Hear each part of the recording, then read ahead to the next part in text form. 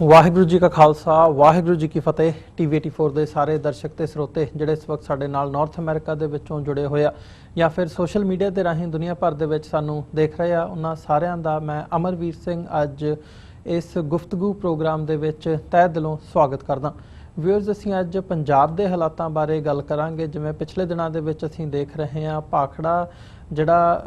ਭਾਖੜਾ ਦਾ ਜਿਹੜਾ ਬੰਨ ਹੈ, ਜਿਹੜਾ ਡੈਮ ਬਣਿਆ ਹੋਇਆ ਭਾਖੜਾ ਡੈਮ, ਉਹਦੇ ਵਿੱਚੋਂ ਜਦੋਂ ਪਾਣੀ ਛੱਡਿਆ ਗਿਆ ਵੱਡੇ ਲੈਵਲ ਦੇ ਉੱਤੇ ਤੇ ਪੰਜਾਬ ਦੇ ਜਿਹੜੇ ਜ਼ਿਲ੍ਹੇ ਹੈਗੇ ਆ, ਉਹ ਰੋਪੜ ਹੋਵੇ, ਜਲੰਧਰ ਹੋਵੇ, ਫਿਰੋਜ਼ਪੁਰ ਜ਼ਿਲ੍ਹਾ ਹੋਵੇ, ਅਸੀਂ ਦੇਖਦੇ ਹਾਂ ਵੀ ਹੜ੍ਹਾਂ ਦੀ ਮਾਰ ਦੇ ਹੇਠ ਨੇ। 300 ਤੋਂ ਜਿਹੜੇ ਜ਼ਿਆਦਾ ਪਿੰਡ ਨੇ ਉਹ ਇਸ ਵਕਤ ਪਾਣੀ ਦੇ ਵਿੱਚ ਡੁੱਬੇ ਹੋਏ ਨਜ਼ਰ ਆ ਰਹੇ ਨੇ। ਹਜ਼ਾਰਾਂ ਏਕੜ ਦੀ ਜਿਹੜੀ ਫਸਲ ਹੈ ਉਹ ਤਬਾਹ ਹੋ ਚੁੱਕੀ ਹੈ, ਬਰਬਾਦ ਹੋ ਚੁੱਕੀ ਹੈ ਤੇ ਹਜ਼ਾਰਾਂ ਲੱਖਾਂ ਦੀ ਤਾਦਾਦ ਦੇ ਵਿੱਚ ਅਸੀਂ ਦੇਖ ਰਹੇ ਹਾਂ ਜਿਹੜੇ ਲੋਕ ਨੇ, ਪੰਜਾਬ ਦੇ ਆਮ ਕਿਸਾਨ ਨੇ, ਉਹ ਆਪਣੇ ਹੀ ਘਰਾਂ ਦੀਆਂ ਛੱਤਾਂ ਦੇ ਉੱਤੇ ਬੈਠੇ ਨਜ਼ਰ ਆ ਰਹੇ ਨੇ। ਤੇ ਜੇ ਪੰਜਾਬ ਸਰਕਾਰ ਦੇ ਅੰਕੜਿਆਂ ਦੀ ਗੱਲ ਕਰਨੀ ਹੋਵੇ ਜਾਂ ਪੰਜਾਬ ਸਰਕਾਰ ਦੀ ਮੰਨਣੀ ਹੋਵੇ ਤਾਂ ਕੈਪਟਨ ਅਮਰਿੰਦਰ ਸਿੰਘ ਦੀ ਸਰਕਾਰ ਦਾ ਕਹਿਣਾ ਹੈ ਕਿ ਇਹ ਜਿਹੜੇ ਹੜ੍ਹ ਆਏ ਨੇ ਪੰਜਾਬ ਦੇ ਵਿੱਚ, ਇਹਦੇ ਵਿੱਚ ਤਕਰੀਬਨ 1700 ਕਰੋੜ ਰੁਪਏ ਦਾ ਜਿਹੜਾ ਨੁਕਸਾਨ ਹੈ ਉਹ ਸਰਕਾਰ ਮੰਨ ਰਹੀ ਹੈ ਕਿ ਪੰਜਾਬ ਦੇ ਵਿੱਚ ਇੰਨਾ ਨੁਕਸਾਨ ਹੋਇਆ, ਜਿਹਦੇ ਵਿੱਚ ਫਸਲਾਂ ਦਾ ਨੁਕਸਾਨ ਵੀ ਸ਼ਾਮਲ ਹੈ। ਹੁਣ ਜਦੋਂ ਅਸੀਂ ਦੇਖਦੇ ਹਾਂ ਵੀ ਕੀ ਮੀਂਹ ਇੰਨੇ ਜ਼ਿਆਦਾ ਪਏ ਨੇ ਪੰਜਾਬ ਦੇ ਵਿੱਚ, ਹਿਮਾਚਲ ਦੇ ਵਿੱਚ ਜਾਂ ਉਸ ਸਾਰੇ ਨਾਰਥ ਇੰਡੀਆ ਦੇ ਰੀਜਨ ਦੇ ਵਿੱਚ ਕਿ ਜਿਹੜੀ ਇਹ ਹੜ੍ਹਾਂ ਦੀ ਸਿਚੁਏਸ਼ਨ ਹੈ ਉਹ ਸਾਡੇ ਸਾਹਮਣੇ ਆਈ ਹੈ, ਸਥਿਤੀ ਹੜ੍ਹਾਂ ਦੀ ਬਣੀ ਹੈ, ਜਾਂ ਇਹਦੇ ਵਿੱਚ ਕਿਤੇ ਨਾ ਕਿਤੇ ਸਰਕਾਰ ਦੀ ਨਲਾਇਕੀ ਹੈ ਜਾਂ ਜਿਹੜਾ ਭਾਖੜਾ ਮੈਨੇਜਮੈਂਟ ਬੋਰਡ ਹੈ ਉਹਨਾਂ ਦੀ ਨਲਾਇਕੀ ਹੈ ਕਿ ਉਹਨਾਂ ਨੇ ਪਾਣੀ ਇੱਕਦਮ ਛੱਡਿਆ। ਸੋ ਇਹਦੇ ਤੇ ਕਈ ਤਰ੍ਹਾਂ ਦੀਆਂ ਜਿਹੜੀਆਂ ਬਿਆਨਬਾਜ਼ੀਆਂ ਨੇ ਹੋ ਰਹੀਆਂ ਨੇ, ਪਰ ਜਿਹੜੀ ਆਪੋਜੀਸ਼ਨ ਹੈ ਉਹ ਸੁਖਪਾਲ ਸਿੰਘ ਖਹਿਰਾ ਹੋਣ, ਸੁਖਬੀਰ ਸਿੰਘ ਬਾਦਲ, ਅਕਾਲੀ ਦਲ ਬਾਦਲ ਦੇ ਜਿਹੜੇ ਆਗੂ ਹੈਗੇ ਆ ਉਹ ਹੋਣ, ਜਾਂ ਜਦੋਂ ਅਸੀਂ ਸਿੱਖ ਜਥੇਬੰਦੀਆਂ ਦੀ ਗੱਲ ਕਰਦੇ ਹਾਂ ਉਹਨਾਂ ਵੱਲੋਂ ਡਾਇਰੈਕਟਲੀ ਇਹ ਗੱਲ ਕਹੀ ਜਾ ਰਹੀ ਹੈ ਕਿ ਹੁਣ ਤੱਕ ਜਿਹੜੇ ਪੰਜਾਬ ਦੀਆਂ ਨਹਿਰਾਂ ਨੇ, ਦਰਿਆ ਨੇ, ਉਹ ਖਾਲੀ ਵਗਦੇ ਰਹੇ ਆ, ਉਹਨਾਂ ਦੇ ਵਿੱਚ ਜ਼ਿਆਦਾ ਪਾਣੀ ਨਹੀਂ ਸੀ। ਜਦੋਂ ਪਿਛਲੇ ਮਹੀਨਿਆਂ ਦੇ ਵਿੱਚ, ਪਿਛਲੇ ਹਫ਼ਤਿਆਂ ਦੇ ਵਿੱਚ ਪੰਜਾਬ ਦੇ ਕਿਸਾਨਾਂ ਨੂੰ ਪਾਣੀ ਦੀ ਲੋੜ ਸੀ, ਉਦੋਂ ਨਹੀਂ ਪਾਣੀ ਛੱਡਿਆ ਗਿਆ ਤੇ ਹੁਣ ਪਾਣੀ ਇੱਕਦਮ ਛੱਡਣ ਦਾ ਕੀ ਕਾਰਨ ਬਣਦਾ। ਸੋ ਇੱਕ ਵੱਡਾ ਜਿਹੜਾ ਸਵਾਲੀਆ ਨਿਸ਼ਾਨ ਹੈ ਉਹ ਲੱਗਦਾ ਹੈ ਭਾਖੜਾ ਮੈਨੇਜਮੈਂਟ ਬੋਰਡ ਦੀ ਕਾਰਗੁਜ਼ਾਰੀ ਦੇ ਉੱਤੇ ਤੇ ਸਰਕਾਰ ਜਿਹੜੀ ਕੇਂਦਰ ਦੀ ਹੈ ਜਿਹਦੇ ਥੱਲੇ ਇਹ ਬੋਰਡ ਹੈ ਉਹਨਾਂ ਦੀ ਕਾਰਗੁਜ਼ਾਰੀ ਦੇ ਉੱਤੇ। ਸੋ ਇਹੀ ਅਸੀਂ ਅੱਜ ਜਾਣਨ ਦੀ ਕੋਸ਼ਿਸ਼ ਕਰਾਂਗੇ ਵੱਖ-ਵੱਖ ਪਹਿਲੂਆਂ ਤੋਂ ਜਿਹੜੀ ਇਹ ਡਿਬੇਟ ਚੱਲ ਰਹੀ ਹੈ ਪੰਜਾਬ ਦੀ ਸਿਆਸਤ ਦੇ ਵਿੱਚ ਤੇ ਸੋਸ਼ਲ ਮੀਡੀਆ ਦੇ ਉੱਤੇ ਕਿ ਇਹਦੇ ਲਈ ਕੌਣ ਜ਼ਿੰਮੇਵਾਰ ਹੈ। ਕੀ ਇਹ ਜਾਣ ਬੁੱਝ ਕੇ ਕੋਈ ਮਨਸ਼ਾ, ਕੋਈ ਪੰਜਾਬ ਦੇ ਲੋਕਾਂ ਨੂੰ ਤੰਗ ਪਰੇਸ਼ਾਨ ਕਰਨ ਦੇ ਲਈ ਇਹਦੇ ਬਿਹਾਈਂਡ ਕੁਝ ਹੋਰ ਵੀ ਨਜ਼ਰ ਆ ਰਿਹਾ ਹੈ, ਜਾਂ ਸੱਚਮੁੱਚ ਹੀ ਜਿਹੜੇ ਮੀਂਹ ਨੇ ਉਹੀ ਇੰਨੇ ਜ਼ਿਆਦਾ ਪਏ ਨੇ ਕਿ ਇਹ ਜਿਹੜੇ ਹੜ੍ਹ ਨੇ ਪੰਜਾਬ ਦੇ ਵਿੱਚ ਆਏ ਨੇ। ਸੋ ਇਸ ਸਾਰੀ ਗੱਲਬਾਤ ਦੇ ਲਈ ਪੰਜਾਬ ਦੇ ਵਿੱਚ ਪਾਣੀਆਂ ਦੇ ਉੱਤੇ ਯੂਥ ਦੇ ਵਿੱਚ ਜਿਨ੍ਹਾਂ ਨੇ ਕੰਮ ਕੀਤਾ, ਸਰਦਾਰ ਪਰਮਜੀਤ ਸਿੰਘ ਮੰਡ ਜਿਨ੍ਹਾਂ ਦਾ ਸਿੱਖ ਯੂਥ ਆਫ ਪੰਜਾਬ ਦੇ ਨਾਲ ਸੰਬੰਧ ਹੈ ਤੇ ਪਾਣੀਆਂ ਦੇ ਮੁੱਦੇ ਦੇ ਉੱਤੇ ਕਾਫੀ ਵੋਕਲ ਨੇ, ਉਹਨਾਂ ਨੇ ਕਾਫੀ ਕੰਮ ਕੀਤਾ ਪੰਜਾਬ ਦੇ ਵਿੱਚ, ਵਿਚਰਦੇ ਵੀ ਨੇ। ਸੋ ਇਹਨਾਂ ਦੇ ਨਾਲ ਅਸੀਂ ਅੱਜ ਇਹ ਸਾਰੀ ਗੱਲਬਾਤ ਤੇ ਜਿਹੜੇ ਸਵਾਲ ਉੱਠ ਰਹੇ ਨੇ ਇਸ ਵਕਤ ਉਹਨਾਂ ਦੇ ਜਵਾਬ ਲੱਭਣ ਦੀ ਕੋਸ਼ਿਸ਼ ਕਰਾਂਗੇ। ਇਸ ਵਕਤ ਪੰਜਾਬ ਤੋਂ ਪਰਮਜੀਤ ਸਿੰਘ ਮੰਡ ਸਿੱਖ ਯੂਥ ਆਫ ਪੰਜਾਬ ਤੋਂ ਸਾਡੇ ਨਾਲ ਬਣੇ ਹੋਏ ਨੇ। ਆਓ ਉਹਨਾਂ ਨਾਲ ਮਿਲ ਕੇ ਅੱਜ ਦੀ ਇਸ ਵਿਚਾਰ ਚਰਚਾ ਦੀ ਸ਼ੁਰੂਆਤ ਕਰਦੇ ਹਾਂ। ਪਰਮਜੀਤ ਸਿੰਘ ਜੀ, ਤੁਹਾਡਾ ਸਵਾਗਤ ਹੈ। ਵਾਹਿਗੁਰੂ ਜੀ ਕਾ ਖਾਲਸਾ, ਵਾਹਿਗੁਰੂ ਜੀ ਕੀ ਫਤਿਹ ਜੀ। ਵਾਹਿਗੁਰੂ ਜੀ ਕਾ ਖਾਲਸਾ, ਵਾਹਿਗੁਰੂ ਜੀ ਕੀ ਫਤਿਹ। ਪਰਮਜੀਤ ਸਿੰਘ ਜੀ, ਮੈਂ ਸ਼ੁਰੂਆਤ ਇਸੇ ਸਵਾਲ ਤੋਂ ਕਰਨਾ ਚਾਹੂੰਗਾ ਵੀ ਤੁਸੀਂ ਇਸ ਇਸ਼ੂ ਦੇ ਨਾਲ ਰਿਲੇਟ ਵੀ ਕਰਦੇ ਹੋ, ਜੁੜੇ ਵੀ ਹੋਏ ਹੋ ਪਾਣੀਆਂ ਦੇ ਇਸ਼ੂ ਦੇ ਨਾਲ, ਉਹ ਦਰਿਆਈ ਪਾਣੀਆਂ ਦੀ ਗੱਲ ਹੋਵੇ ਜਾਂ ਅਦਰਵਾਈਜ਼ ਅਸੀਂ ਗੱਲ ਕਰਦੇ ਹਾਂ। ਸਭ ਤੋਂ ਵੱਡਾ ਸਵਾਲ ਇਸ ਵਕਤ ਇਹੀ ਬਣਿਆ ਹੋਇਆ ਹੈ ਕਿ ਜਿਹੜੇ ਇਹ ਹੜ੍ਹ ਆਏ ਨੇ ਇਹ ਕੁਦਰਤੀ ਆਏ ਨੇ ਜਾਂ ਇਹ ਸਰਕਾਰ ਦੀ ਨਲਾਇਕੀ ਹੈ, ਅਣਗਹਿਲੀ ਹੈ ਜਾਂ ਬੇਈਮਾਨੀ ਹੈ ਇਹਦੇ ਪਿੱਛੇ। ਕਿਵੇਂ ਦੇਖਦੇ ਹੋ ਇਸ ਪਾਰਟ ਨੂੰ? ਜੇ ਇਹ ਸਵਾਲ ਮੈਂ ਤੁਹਾਨੂੰ ਪੁੱਛਦਾ, ਤੁਸੀਂ ਕਿਵੇਂ ਐਨਾਲਾਈਜ਼ ਕਰਦੇ ਹੋ? ਇੱਕ ਗੱਲ ਜਿਹੜੀ ਮੈਂ ਇਹਦੇ ਵਿੱਚ ਸਮਝਦਾ ਆ, ਕਿਉਂਕਿ ਦੋ ਸ਼ਬਦ ਤੁਸੀਂ ਵਰਤੇ ਨੇ, ਇੱਕ ਤੇ ਆ ਕਿ ਕੁਦਰਤੀ ਆਏ ਨੇ ਜਾਂ ਸਰਕਾਰ ਦੀ ਨਲਾਇਕੀ ਦੇ ਕਾਰਨ ਆਏ ਜੀ। ਜਿਹੜਾ ਕੁਦਰਤੀ ਵਰਤਾਰਾ ਵਾਪਰਦਾ ਆ ਹਮੇਸ਼ਾ ਹੀ ਕੁਦਰਤ ਦੇ ਵਿੱਚ, ਉਹ ਕਦੇ ਵੀ ਮਨੁੱਖੀ ਕਦਰਾਂ ਕੀਮਤਾਂ ਜਾਂ ਮਨੁੱਖਤਾ ਦੇ ਖਿਲਾਫ ਨਹੀਂ ਵਰਤਦਾ। ਇਹ ਮੇਰੀ ਆਪਣੀ ਪਰਸਨਲ ਮੰਨਣੀ। ਕੁਦਰਤ ਦੇ ਵਿੱਚ ਜੋ ਕੁਝ ਵੀ ਹੁੰਦਾ ਆ ਉਹ ਕੁਦਰਤ ਨੂੰ ਸਸਟੇਨ ਕਰਨ ਦੇ ਲਈ ਰੱਖਿਆ ਜਾਂਦਾ ਹੈ। ਜੇ ਜੀ। ਇਹ ਕੁਦਰਤੀ ਹੱਥ ਨੇ ਤਾਂ ਉਹ ਸਾਨੂੰ ਮੰਨ ਲੈਣਾ ਚਾਹੀਦਾ ਆ ਕਿ ਇਹਨਾਂ ਨੁਕਸਾਨ ਨਹੀਂ ਸੀ ਕਰਦੇ ਜੇ ਇਹ ਕੁਦਰਤੀ ਹੁੰਦੇ, ਕਿਉਂਕਿ ਕੁਦਰਤ ਨੇ ਵਿੱਚ ਇੰਨਾ ਵੱਡਾ ਬੰਨ ਨਹੀਂ ਸੀ ਮਾਰਨਾ ਜਿਹਦੇ ਵਿੱਚ ਤੁਸੀਂ ਆਪਣਾ ਪਿਛਲੇ ਕਈ ਸਾਲਾਂ ਤੋਂ ਪਾਣੀ ਕੱਢਿਆ ਕਰਨਾ ਸੀ। ਕੁਦਰਤ ਨੇ ਇੰਨਾ ਵੱਡਾ ਬੰਨ ਮਾਰ ਕੇ ਉਹਦੀ ਸਿਲਟਿੰਗ ਨਹੀਂ ਸੀ ਕਰਵਾਉਣੀ। ਕੁਦਰਤ ਨੇ ਕਦੀ ਵੀ ਇੱਕਦਮ ਇੰਨਾ ਜ਼ਿਆਦਾ ਪਾਣੀ ਨਹੀਂ ਸੀ ਛੱਡਣਾ। ਸੋ ਜੀ। ਇੱਕ ਗੱਲ ਇਹਦੇ ਵਿੱਚ ਜਿਹੜੀ ਉਹ ਸਾਫ਼ ਹੈ ਕਿ ਕੁਦਰਤੀ ਨਹੀਂ, ਉਹਦੇ ਚ ਨਲਾਇਕੀ ਮਨੁੱਖਤਾ ਦੀ ਆ, ਕਿਸੇ ਇੱਕ ਸਰਕਾਰ ਦੀ ਆ, ਕਿਸੇ ਇੱਕ ਬੋਰਡ ਦੀ ਆ, ਉਹ ਇੱਕ ਸੈਕੰਡਰੀ ਗੱਲ ਹੈ, ਪਰ ਇਹ ਕੁਦਰਤੀ ਨਹੀਂ ਆ। ਇਹ ਮੇਰੀ ਪਰਸਨਲ ਜਿਹੜੀ ਆ ਉਹ ਮਾਨਤਾ ਆ ਜਾਂ ਮੇਰੀ ਪਰਸਨਲ ਮੰਨਣੀ ਆ ਕਿ ਕੁਦਰਤ ਕਦੀ ਵੀ ਇਹੋ ਜਿਹਾ ਵਰਤਾਰਾ ਜਿਹੜਾ ਉਹ ਨਹੀਂ ਵਰਤਾਉਂਦਾ। ਜੇ ਇਹਦੇ ਵਿੱਚ ਬੇਈਮਾਨੀ ਦੀ ਜਾਂ ਨਲਾਇਕੀ ਜੀ, ਹਾਂ ਇਹ ਡਾਇਰੈਕਟ ਤੁਸੀਂ ਕਹਿ ਸਕਦੇ ਹੋ ਕਿ ਇਹ ਨਲਾਇਕੀ ਆ, ਖਾਸ ਕਰਕੇ ਜਿਹੜਾ ਇਸ ਵਾਰ ਦਾ ਜਿਹੜਾ ਵਰਤਾਰਾ ਵਾਪਰਿਆ ਹੈ, ਜਿੰਨਾ ਵੀ ਕਿ ਪਿਛਲੀਆਂ ਜਿੰਨੀ ਤੁਸੀਂ ਗਰਮੀ ਲੰਘੀ ਆ, ਤੁਸੀਂ ਉਹਦਾ ਸਾਰੇ ਦਾ ਸਾਰਾ ਸਿਨੈਰੀਓ ਜਿਹੜਾ ਉਸਨੂੰ ਵੇਖੋ, ਉਸਨੂੰ ਚੈੱਕ ਕਰੋ, ਤਾਂ ਉਹਦੇ 'ਚ ਇਹ ਗੱਲ ਸਾਫ਼ ਦਿਖਦੀ ਹੈ ਕਿ ਪੰਜਾਬ ਦੀਆਂ ਨਹਿਰਾਂ ਸੁੱਕੀਆਂ ਵਗਦੀਆਂ ਰਹੀਆਂ। ਜੇ ਕਿਸੇ ਨੂੰ ਨਹੀਂ ਯਕੀਨ ਤੇ ਉਹ ਅੱਜ ਵੀ ਇੱਥੇ ਆ ਸਕਦਾ। ਮੈਂ ਆਪਣੇ ਏਰੀਆ ਦੇ ਵਿੱਚ ਅੱਜ ਵੀ ਨਹਿਰਾਂ ਸੁੱਕੀਆਂ ਵਗਦੀਆਂ ਵਿਖਾ ਸਕਦਾ ਤੁਹਾਨੂੰ, ਜਿੱਥੇ ਕੋਈ ਪਾਣੀ ਦਾ ਨਾਮੋ ਨਿਸ਼ਾਨ ਨਹੀਂ ਗਾ ਜੀ। ਪਰ ਇੱਕ ਏਰੀਆ ਪੰਜਾਬ ਦਾ ਬਿਲਕੁਲ ਸੁੱਕਿਆ ਪਿਆ ਔਰ ਇੱਕ ਏਰੀਆ ਪੰਜਾਬ ਦਾ ਜਿਹੜਾ ਹੜ੍ਹਾਂ ਦੀ ਮਾਰ ਹੇਠ ਆ ਗਿਆ। ਇਹਦਾ ਕਾਰਨ ਕੀ ਤੇ ਸਾਨੂੰ ਲੱਭਣਾ ਪਏ ਜੀ। ਉਹ ਜਿਸ ਦੇ ਨਾਮ ਦੇ ਵਿੱਚ ਮੈਨੇਜਮੈਂਟ ਲੱਗਦਾ ਹੈ ਕਿ ਉਹਨੇ ਮੈਨੇਜ ਕਰਨਾ ਇਹਨੇ ਸਾਰੇ, ਉਹਦੀ ਇਹ ਮਿਸਮੈਨੇਜਮੈਂਟ ਆ, ਉਹਦੀ ਇਹ ਨਲਾਇਕੀ ਆ ਕਿ ਉਹਨੂੰ ਇੰਨਾ ਪਾਣੀ ਮੈਨੇਜ ਨਹੀਂ ਕਰਨਾ ਹੈ। ਜੇਕਰ ਉਸਨੂੰ ਪਤਾ ਸੀ ਕਿ ਬਾਰਿਸ਼ ਕਿੰਨੀ ਹੋਣ ਵਾਲੀ ਆ, ਜੇਕਰ ਉਹਦੇ ਮੌਸਮ ਵਿਭਾਗ ਨੇ ਉਹਨੂੰ ਜਾਣਕਾਰੀ ਦਿੱਤੀ ਸੀ ਤੇ ਉਸਨੂੰ ਪਹਿਲਾਂ ਹੀ ਜਿਹੜੇ ਉਹਦੇ ਪੁਖਤਾ ਪ੍ਰਬੰਧ ਉਹ ਕਰ ਲੈਣੇ ਚਾਹੀਦੇ ਸੀ। ਜਦੋਂ ਪਿੱਛੇ ਜੇ ਕੈਪਟਨ ਸਰਕਾਰ ਵੱਲੋਂ ਪਾਕਿਸਤਾਨ ਨੂੰ ਪਾਣੀ ਛੱਡਿਆ ਗਿਆ ਤਾਂ ਉਦੋਂ ਇਹ ਗੱਲ ਕਹੀ ਗਈ ਸੀ ਕਿ ਇਹਨਾਂ ਦੀ ਜਿਹੜੀ ਟੀਮ ਹੈ ਉਹਨੇ ਕਿਹਾ ਹੈ ਕਿ ਇਸ ਵਾਰ ਬਾਰਿਸ਼ ਜ਼ਿਆਦਾ ਹੋਣੀ ਆ, ਇਸ ਕਰਕੇ ਅਸੀਂ ਪਾਣੀ ਅੱਗੇ ਛੱਡਦੇ ਪਏ ਹਾਂ। ਪਰ ਗੱਲ ਫਿਰ ਉੱਥੇ ਆ ਜਾਂਦੀ ਹੈ ਕਿ ਜਦੋਂ ਪਤਾ ਸੀ ਤੁਹਾਨੂੰ ਅੱਜ ਤੋਂ 2-3 ਮਹੀਨੇ ਪਹਿਲਾਂ ਪਤਾ ਸੀ ਕਿ ਬਾਰਿਸ਼ ਜ਼ਿਆਦਾ ਹੋਣ ਵਾਲੀ ਹੈ ਜਾਂ ਘੱਟ ਹੋਣ ਵਾਲੀ ਹੈ, ਉਹਦੇ ਨਾਲ ਭਾਖੜਾ ਦੇ ਵਿੱਚ ਪਾਣੀ ਵਧਣਾ ਹੈ ਜਾਂ ਘਟਣਾ ਹੈ, ਸਾਰੀ ਗੱਲ ਦੀ ਤੁਹਾਨੂੰ ਜਾਣਕਾਰੀ ਸੀ, ਉਦੋਂ ਤੁਸੀਂ ਪਾਕਿਸਤਾਨ ਨੂੰ ਪਾਣੀ ਤੇ ਛੱਡ ਦਿੰਦੇ ਹੋ ਪਰ ਪੰਜਾਬ ਦੀਆਂ ਨਹਿਰਾਂ ਸੁੱਕੀਆਂ ਨਹੀਂ ਸੁੱਕੀਆਂ ਰਹਿ ਜਾਂਦੀਆਂ। ਸੋ ਪਾਣੀ ਕਿੱਧਰ ਨੂੰ ਜਾਂਦਾ ਆ, ਉਹਦੇ ਨਾਲੋਂ ਜ਼ਿਆਦਾ ਅਹਿਮ ਗੱਲ ਇਹ ਆ ਕਿ ਜਿਸ ਖਿੱਤੇ ਦਾ ਨੁਕਸਾਨ ਹੋਇਆ ਆ ਉਸਨੇ ਪਹਿਲਾਂ ਜਿਹੜਾ ਆਪਣਾ ਨੁਕਸਾਨ ਗਰਾਊਂਡ ਵਾਟਰ ਦਾ ਕੀਤਾ, ਆਪਣੀ ਇਲੈਕਟ੍ਰਿਸਿਟੀ ਦਾ ਕੀਤਾ, ਆਪਣੇ ਰਿਸੋਰਸਿਸ ਦਾ ਕੀਤਾ, ਆਪਣੇ ਡੀਜ਼ਲ ਦਾ ਕੀਤਾ, ਬਹੁਤ ਸਾਰੀਆਂ ਚੀਜ਼ਾਂ ਦਾ ਨੁਕਸਾਨ ਕੀਤਾ। ਉਸ ਤੋਂ ਬਾਅਦ ਸਾਰਾ ਕੁਝ ਕਰਕੇ ਜਦੋਂ ਨੇ ਇੱਕ ਫਸਲ ਉਗਾਈ ਔਰ ਉਸ ਫਸਲ ਦਾ ਨੁਕਸਾਨ ਇਹਨਾਂ ਨੇ ਫਿਰ ਉਸ ਪਾਣੀ ਦੇ ਨਾਲ ਕਰ ਦਿੱਤਾ ਜਿਹੜੇ ਪਾਣੀ ਨੇ ਉਸ ਫਸਲ ਨੂੰ ਫਾਇਦਾ ਦੇਣਾ ਸੀ। ਜੀ ਓਵਰਆਲ ਇਹ ਮਿਸਮੈਨੇਜਮੈਂਟ ਆ, ਇਹਨਾਂ ਦੀ ਨਲਾਇਕੀ ਆ ਔਰ ਇਹ ਨਲਾਇਕੀ ਇਹਨਾਂ ਨੇ ਜਾਣ ਕੇ ਕੀਤੀ ਹੈ ਜਾਂ ਇਹਨਾਂ ਕੋਲ ਹੋ ਗਈ ਹੈ, ਇਸ ਗੱਲ ਦਾ ਇਹਨਾਂ ਨੂੰ ਜਵਾਬ ਦੇਣਾ ਚਾਹੀਦਾ ਜੀ।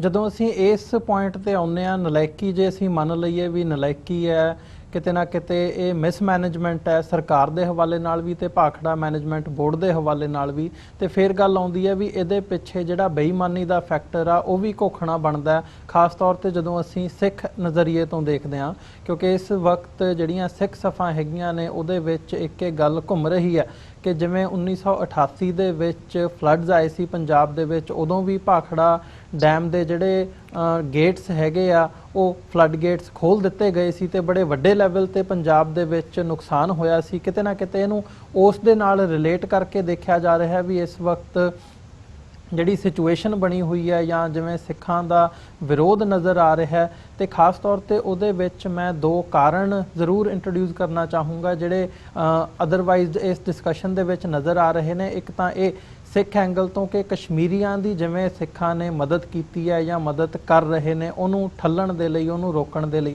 ਤੇ ਦੂਜਾ ਫੈਕਟਰ ਜਿਹੜਾ ਭਗਤ ਰਵਿਦਾਸ ਜੀ ਦਾ ਇਹ ਸਾਰਾ ਇਸ਼ੂ ਚੱਲ ਰਿਹਾ ਹੈ, ਮੰਦਰ ਢਾਹਿਆ ਗਿਆ ਦਿੱਲੀ ਦੇ ਵਿੱਚ, ਪੰਜਾਬ ਦੇ ਵਿੱਚ ਜਿਵੇਂ ਦਲਿਤ ਭਾਈਚਾਰਾ ਵੋਕਲ ਹੈ ਉਹਨਾਂ ਨੂੰ ਵੀ ਕਿਤੇ ਨਾ ਕਿਤੇ ਰੋਕਣ ਦੇ ਲਈ, ਠੱਲਣ ਦੇ ਲਈ ਇਹ ਜਿਹੜਾ ਕਦਮ ਹੈ ਉਹ ਚੁੱਕਿਆ ਗਿਆ। ਸੋ ਜਦੋਂ ਇਹ 2 ਫੈਕਟਰਸ ਨੂੰ ਦੇਖਦੇ ਹਾਂ ਤਾਂ ਕੀ ਦੇਖਦੇ ਹੋ ਕਿ ਬੇਈਮਾਨੀ ਦਾ ਜਿਹੜਾ ਆਲਮ ਹੈ ਉਹ ਕਿੰਨਾ ਕੁ ਨਜ਼ਰ ਆਉਂਦਾ ਇਸ ਦੇ ਪਿੱਛੇ? 2 ਫੈਕਟਰ ਵੀ ਹੋ ਸਕਦੇ, ਇਹਨਾਂ ਤੋਂ ਮੁਨਕਰ ਨਹੀਂ ਹੋ ਜਾ ਸਕਦਾ, ਕਿਉਂਕਿ ਜਿਸ ਤਰੀਕੇ ਦੇ ਨਾਲ ਸਿੱਖ ਇਹਨਾਂ ਦੋਵੇਂ ਭਾਈਚਾਰਿਆਂ ਦੇ ਨਾਲ ਖਲੋਤਾ ਆ ਉਹ ਕਿਸੇ ਤੋਂ ਲੁਕਿਆ ਛਿਪਿਆ ਨਹੀਂ ਸੀ, ਜਾਂ ਪੰਜਾਬ ਦੇ ਲੋਕ ਜਿਸ ਤਰੀਕੇ ਨਾਲ ਉਹਦੇ ਨਾਲ ਖਲੋਤੇ ਨੇ ਉਹ ਸਾਰਿਆਂ ਦੇ ਸਾਹਮਣੇ ਸੀ। ਪਰ ਇਹਦੇ ਨਾਲੋਂ ਵੀ ਜਿਹੜਾ ਇੱਕ ਤੀਸਰਾ ਫੈਕਟਰ ਮੈਂ ਵਿੱਚ ਸਮਝਦਾ ਆ ਉਹ ਇਹ ਆ ਕਿ 3 ਸਤੰਬਰ ਨੂੰ SYL ਦੀ ਸੁਣਵਾਈ ਹੈ, ਸਤਲੁਜ ਯਮੁਨਾ ਲਿੰਕ ਨਹਿਰ, ਪਾਣੀਆਂ ਦਾ ਇਸ਼ੂ ਆ।